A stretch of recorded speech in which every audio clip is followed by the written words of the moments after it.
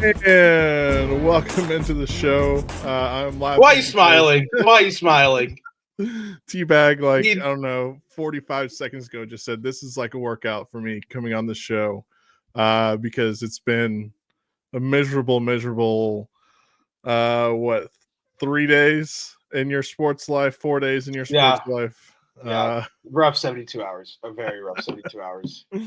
This is Unadvised here on the Sports Animal YouTube. Facebook, I think Facebook. It said earlier there was an issue with Facebook, but I think we have got that resolved. And then on our very own X account at Unadvised Pod, give us a follow at Tyler Stakes, at Preston Pool 405. Yeah, what, 3 quarters of good football for you yesterday, and then 1 quarter where everything just collapsed, and the future looks it went from looking like somewhat bright to just bleak in a matter of 12 minutes, 15 minutes. I mean, it kind of started in the third quarter where maybe I think from the outside perspective of non-Bears fans, you couldn't see it, but all the Bears fans were like, could see it. Like I got on Twitter and Bears Twitter was just like, we know what's, yeah, let's go. I text him when the game's over. He's like, not over yet. It's like, dude, we know this is over. Like, this is the Bears. We know this is over.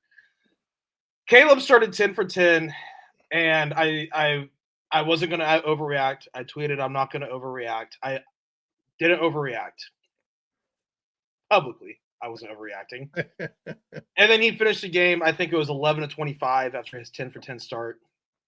So he is same old Caleb. The scripted drive, or the scripted 2 drives or whatever it was, fantastic, awesome, great.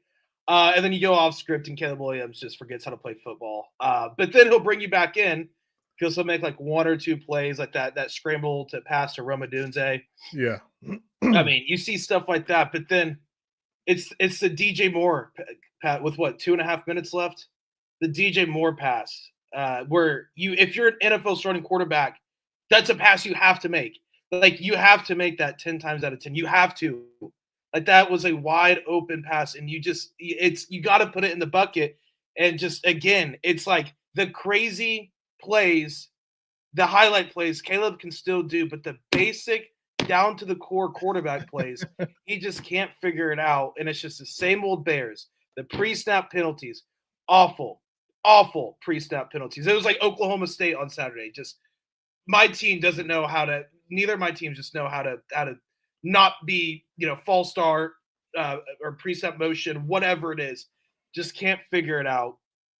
The run game was better than I expected. I'll say that. DeAndre Swift was better than expected. The defense looked good at first, and then J.J. McCarthy remembered how to play football, and then they looked like absolute dog crap, giving up 21 points in the fourth quarter. So, yeah, just at the end of the day, it's same old Bears. And then also the Ben Johnson. I mean, there was moments where you're like, all right, like the Wonder Kid's here. And then the kickoff, when you need the 2-minute warning, you need it. He relied on Santos to kick it out of bounds, which if you're an NFL kicker, you should be able to kick it out of bounds, like straight through the end zone. Not out of bounds, straight through the end zone. We'll get to the out of bounds part. Straight to the back of the end zone. He just wanted to drill it back there. But when you tell a kicker, hey, you have to kick straight out of the back of the end zone, probably gets in his head a little. So I can't really blame Santos altogether because he's like, crap, I do have to boot this thing out of here because the Bears needed that 2-minute warning to give themselves a fair shot. But I just remember saying to my roommate before, I was like, he should just kick it out of bounds, take the 10-yard penalty, get the ball at the 30, 40, whatever it is. And your defense has to get a 3 and out anyway. What's the difference in 10 yards there? It's gonna the 10 yards would be the 10 yards penalty I would have taken at that time. And you can always say, hindsight's 2020. No, I was saying at the time I was coaching from my couch saying, just kick it out of bounds. Don't even risk it. Don't even risk it here. Just kick it out of bounds and take the penalty. And then they couldn't do that. But I'm not going to be too critical of Ben Johnson. That was his first game as an NFL head coach. But I mean, Preston, it's just same old Bears. Like, that's the thing that I can't get over. It's like, I didn't think they were going to win last night. I mean, I thought they obviously had a good chance to win. But if you would ask me before the game, I was like, no, I don't think they're going to win. But I thought they're going to be improved. Yeah. Like, I thought they were going to be improved, but they're not. It's the same old Chicago Bears, and Caleb Williams has not made the leap. He played. It looks like he's still playing for Thomas Brown, the interim coach from last year. Ran over. Safe to say he should probably watch some more film. I think. And are you worried that he's using the same, what do they call him, nail tech as Angel Reese? Is that a worry of any kind?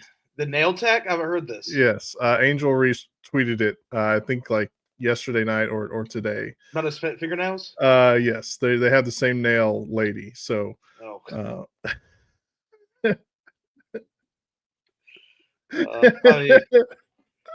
don't know. I did think that he did look good, like you said, in spots, but sometimes like there was one play, it would have been like the third quarter where like he's rolling out and it's obvious he needs to throw the ball away, and he just waits until he's like an inch off the ground to throw the ball, and it's like the most pathetic looking grounding. Yeah, it was a bad grounding call too, because I mean not on the rescue, just like you don't take the grounding there. And yeah, the DJ Moore one's the one I can't get over. If Caleb improved from last year, he makes that pass to DJ Moore. Like that's a pass a starting NFL quarterback makes. Like that's a pass a franchise quarterback makes. Like that, you have to make that. And that's just what I can't get over is the crazy stuff he can do good. The scripted plays. We had two examples of opening drives at one preseason, one regular season of Caleb and Ben Johnson. Oh my God. If every drive was scripted, they would never punt. Like that text of Tory Taylor would be like, yeah, you're not going to punt a lot, would be true because they're great scripted, but you can't run a game like that. And it just looks like he hasn't improved. Like obviously he has the raw talent. Like he's not bad. He's not Zach Wilson or anything out there. We're like, oh my God. It's just he can't do the basic things NFL quarterbacks need to do. He just can't do them. And it feels like he's like worried about like extending the play too much. Like I said earlier, instead of just he's got a lot of Russell Westbrook in him. Yeah, trying to go like superhero mode and like make something out of nothing when maybe it is a good idea just to throw the ball away or maybe just try and scramble to the line of scrimmage and slide or something like that. He does play a lot of like hero ball, doesn't he? A lot. It's like his favorite thing to do, and he just doesn't realize that this isn't like Big 12 or Pac-12 defenses. This is the NFL. Yeah, this is the cream of the crop. On the other side, I mean, people were ready to, say JJ McCarthy was a bust, that he was terrible, which that very well could still be the case, but he turned it on there in that fourth quarter, and I think he's won his last 16, 17 football games that he's played. Yeah, he's 16-0 since DC beat him. And I saw a stat, I think he's 64-3 since he became a starter in high school. Like going back to once he started starting in high school, I don't know if he was probably a sophomore, I would guess. Through his 2.5 years in college, he got hurt his first year starting in college. 2.5 years of college, and then this year he's 64-3 in his last 67 starts. The dude's just a winner. Yeah. And it doesn't look pretty all the time. No. But as long as you end up with one more point than the other team at the end of the game, I guess none of that really matters. He was 13 of 20, 143 yards, 2 touchdowns, and an interception. That was a pick 6 last night. I thought that they used Jordan Mason, the Vikings. They used him, which I kind of thought it was going to be this way heading into the season. Because everything I had heard, it was like 50-50 splits between Jordan Mason and Aaron Jones. Senior, but they used Mason a lot more last night. He had 68 yards, and I thought they used him to their detriment at times as well in that first half, because it seemed like the first 3 downs they were just handing the ball off, and then just trying to get JJ McCarthy to chunk something downfield or find something open for a first down. It's whenever he made that pass or that throw to who was it? Hold on, I need to look at the box score, get the wide receiver name. It might have been Aaron Jones when he threw for that touchdown. Or was it was either Aaron Jones or Jordan Mason. That was Aaron Jones on the touchdown. It was whenever he threw that it clicked, and there was no stopping JJ McCarthy after that. And then Justin Jefferson had a touchdown as well. I know people were kind of worried about his fantasy football acumen this year because they didn't really know much about JJ McCarthy. But I thought it was just funny that people were ready to just throw him to the side and say, screw this guy through 3 quarters. How'd fantasy go for you this weekend? Because I was 0 for 2. I had 2 players on one team get hurt, George Kittle and Jalen Waddle. I still don't know what his injury is. It looked like a shoulder. But Kittle is out for weeks. He's on the IR now due to a hamstring injury. And then our boss, who was in the comments, he beat me in our sports animal league. So, I was having too good of a weekend anyway. We're just anti-Cisco this week. Yeah. I had too good of a weekend this weekend to pull off. Yeah, I was 0 for 2, lost my lock of the week. I was 500 in gambling, so that's good. Yeah. Like, I guess I'll take that. Like, it's the one caveat I had. Oh, I thought the tide was shifting. I thought, what, Tyler? Maybe you just have to give up OSU football for the Thunder, and then maybe this year you're giving up OSU football for the Bears. You've had a lot of fun with OSU football over the years. Maybe you just got to take a 3 or 4 year hiatus. Yeah. Of having fun, and the Thunder and Bears are going to just be your happiness. No. I mean, the Thunder are still, Thunder is still good. I'm going to knock on wood about everything with the Thunder now, because I feel like everything I touch is just, what. I'm trying to see what else we have here in the. Also, in one of my leagues, in my league with my college buddies, I had the second most points and I lost. So that was like.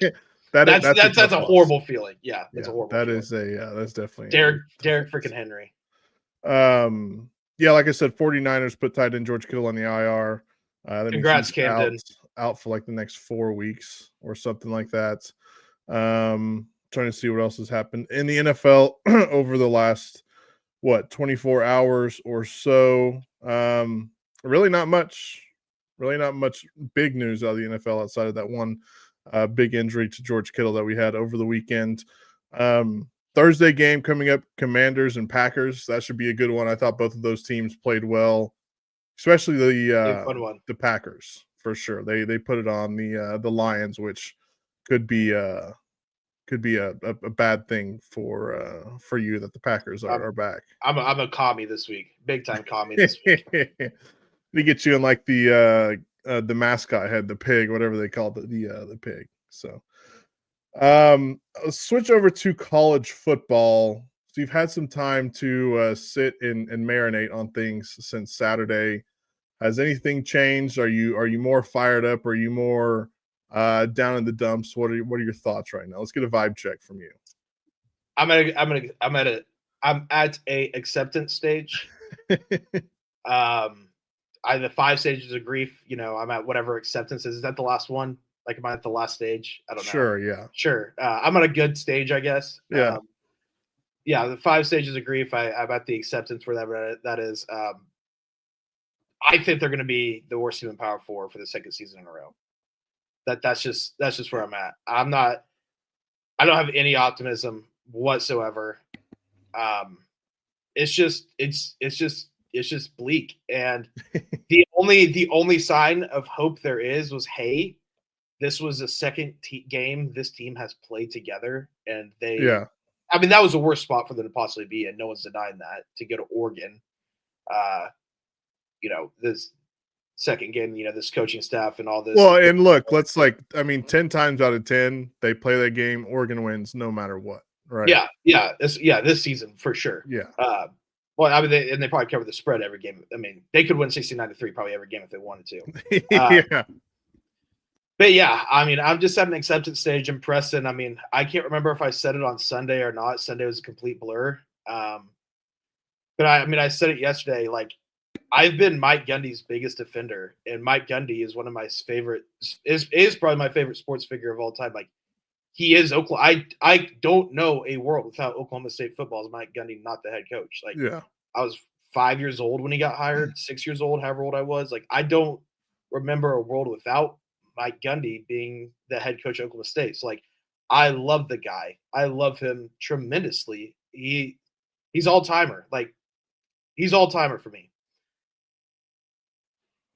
But I can't defend it anymore. Like, I can't defend it anymore. Like, it wouldn't be in good conscience for me to defend it. And I think I did say this on Sunday. Like, I'm not going to say fire Gundy. Like, you're never going to hear those words come out of my mouth. I'm never going to hear me go fire Gundy. But like, I can't defend it anymore. Like, I can't. I can't. And that's just, unless it turns around big time in a big time way, I have the white flag up. I do. Like, that's where I'm at. So it's very sad. It's not mad. It's not anger. It's just depression. And I'd rather be angry than depressed. Yeah. I mean, it's a tough spot to be in, right? I don't think anyone likes to be in that spot, but you know what? God gives his toughest battles to his strongest soldiers. So hang in there. Things will get better eventually. Hopefully, at least. Hopefully. By the way, did you see probably one of the best games, I think, this upcoming weekend? South Florida taking on Miami. You see what channel that game is going to be on? CW Network, baby. I mean, no one's going to be able to find that thing. Speaking of South Florida and Florida, did you see the AP poll drama? I did not. So there's a girl, and I'll give you one guess. You don't like this team. I'm going to give you one guess to which team this girl covers. Just beforehand, just take a guess. It was here. No, actually, I'll tell you the story, then you can guess.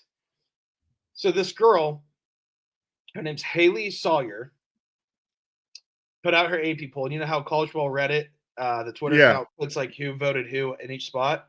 She bumped Florida up 2 spots to like from number 14 to number 12, I think it was, in her AP poll. And here I have the video pulled up already, so I was wanting to talk about the story.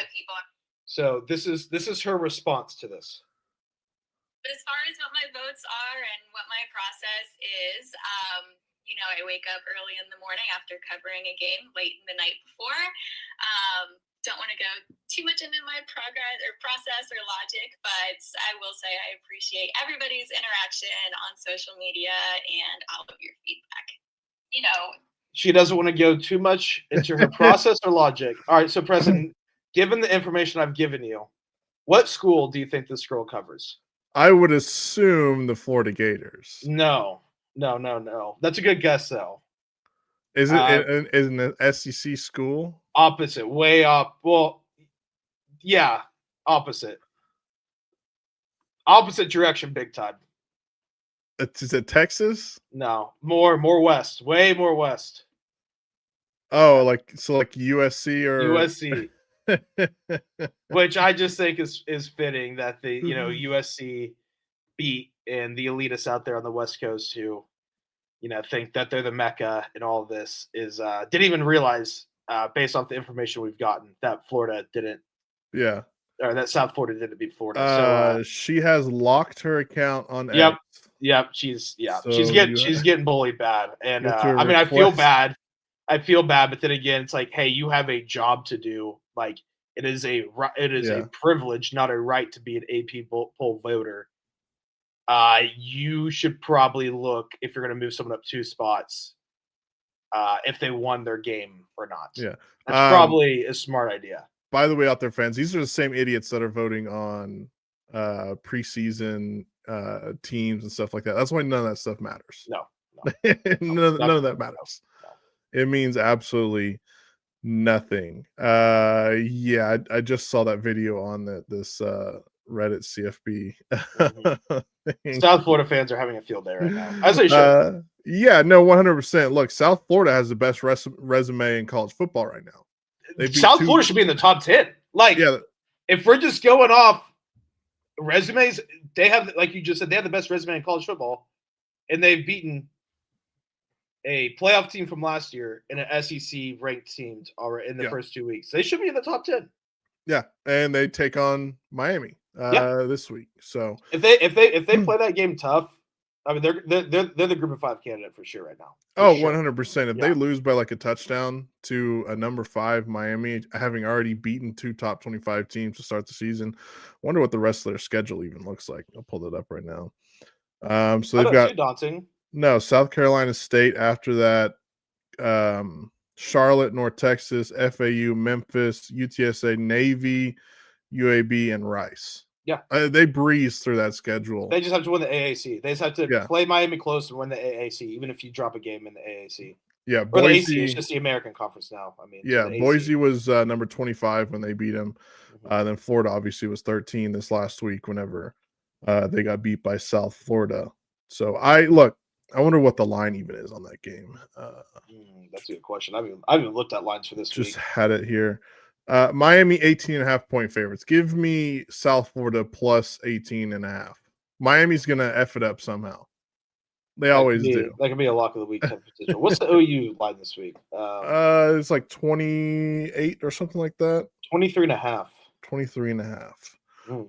Temple's been putting up some points. Yeah. Temple's a lot better than what they were last year. They obviously cleaned house with their coaching staff. Yeah. They're a lot better than they were last year, and I think they lead the nation in passing metrics right now. So I believe you are correct. OU's secondary will have a good test.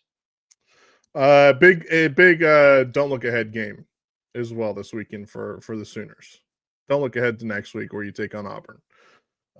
So big weekend. You know what game I'm just dreading, and when I say I'm dreading, it's going to be such a bore for all of us when they play Kent State. Yeah, the week before. I mean, that is going to be that's going to be OSU Oregon levels of bad. Like that's going to be. Oh, you can't stay in Akron. Oh, I don't think Akron scored a point this year, Preston. No, the Zips have scored amount of points. I guess if that makes sense. What Kent State, what are they? The Eagles. They've scored 31, or they've scored. Then again, they played Merrimack in game 1 and only won by 4. But they've scored 35 points this season. Now, I think it was the 14 were against Texas Tech's walk-ons and intramural team out there at the end. But yeah. At least they've scored points. Akron has yet to do that. That is very true. Oklahoma's only allowed 16 points. The Kent State Akron action game. I mean, that's going to be sickos committee upon sickos committee. Might have tens of viewers. I hope that's a Tuesday night game. Speaking of tens of viewers, our boss sent us these numbers right before we had started, so I wanted to bring them up. How many millions of people do you think watched the Oklahoma and Michigan game over the weekend? Ooh, two big brands, ABC Primetime, 16.7. Well, it peaked at 10.9 million. Ooh, okay. 9.7 was the number, which is the most watched week 2 game since 2006. Okay. Yeah, I'm not terrible. Yeah, no, that's pretty good. What do you think the next most watched game on ESPN platforms was? Well, thank God OC didn't play on ESPN, so it's an SEC game. SEC game. Texas? It was Ole Miss in Kentucky. Oh, gross. 4.8 million viewers. And then what do you think the third most watched game was on ESPN? Okay, on ESPN. Was Texas on ESPN? It was the Texas. Okay, I was about to say, I was like, because a lot of people will tune into Texas because of 3.7 million people watched that. Yeah. That was a noon kickoff. They had 1, 2, 3, 4, 5 games in the top 10. Did ESPN? Illinois and Duke was 7th, and 9th was Kansas and Missouri. Did OSU? There was some controversy that came out of that game earlier today. I didn't get to see exactly what it was. Let me look it up. It had to do with the Big 12 referees, though. I do know that. Kansas. I know the ref for the Oregon game, OSU Oregon game, was their Big 12 crews, but the head ref was from Oregon. So yeah. Okay. I say we just cancel it out. Just call it a tie. Andy Staples tweeted this out this morning. This is interesting. The Big 12 has removed the crew from Kansas Missouri game from its next assignment. The Big 12, and this is an official statement from the Big 12. The Big 12 officials in Saturday's Kansas Missouri game allowed a punt to occur on a free kick in violation of Rule 2, Section 16, Article 6 of NCAA football rules. The Big 12 officiating crew has been removed from the next scheduled assignment on Friday, September the 12th. So they made a mistake. I don't know if that really is. It must have been pretty egregious. To I guess for them to be. I mean, I feel like you point out mistakes by every ref crew in almost every game. Yeah. So it must have been a pretty big thing in that game. I don't remember that, but that was also going on. The end of that was going on, I believe, when Oklahoma was about to start. So I did not see all of that. So yeah, that's basically all I got. You got anything before we wrap this thing up? I am just so happy that there's a bye week this week. I guarantee you Oklahoma State will not lose this week. I guarantee that. I guarantee. Guaranteed. Just got to stay clean. Me and Press are putting our word on this. If they lose this week, we will end this podcast and join the military. How about that? I wouldn't go that far because anything is possible, right? I don't know if I'm cut out for the military. Gunny brings in. He's like, all right, if you played high school football, we need a scrimmage this weekend, and they somehow lose to the Bixby alumni team. And somehow, some way, I think the Bixby alumni team would be in the game in the fourth quarter. They put up a fight. They put up a fight. That is a powerhouse program. Yeah. They're ranked number 2 in the country right now, I saw. And I know Bill Hasten of the Tulsa World, who covers Tulsa high school football religiously. I saw he tweeted out last Thursday or Friday, whenever Bixby played, so probably Friday. He said this is the best team they've ever had. So, whew. Good luck if you're playing 6A ball in Oklahoma. And this program has won 7 state championships in a row. Yeah, they've won. I think they've won 10 out of the last 11 or last 12, something like that. Yeah, and that's been at different levels too, not just 6A. Yeah. That's been them moving up through the ranks, and having won 6A the last 2 years. So. Powerhouse up there in Bixby. All right, that's going to do it for us. We're going to pre-record an episode Thursday afternoon and put it out Thursday evening. That'll be our preview for college and NFL this week. And then obviously we'll be live on Sunday evening to recap all the NFL action, and we'll recap that Oklahoma and Temple game going on in the city of brotherly love, Philadelphia. That should be cool. They're playing at the Link. That doesn't really happen often where, you play at a NFL stadium in the regular season. Normally that just happens in the postseason. So that'll be pretty cool to see. But until then, everyone be safe. Have a good time, and we'll see you then. Adios.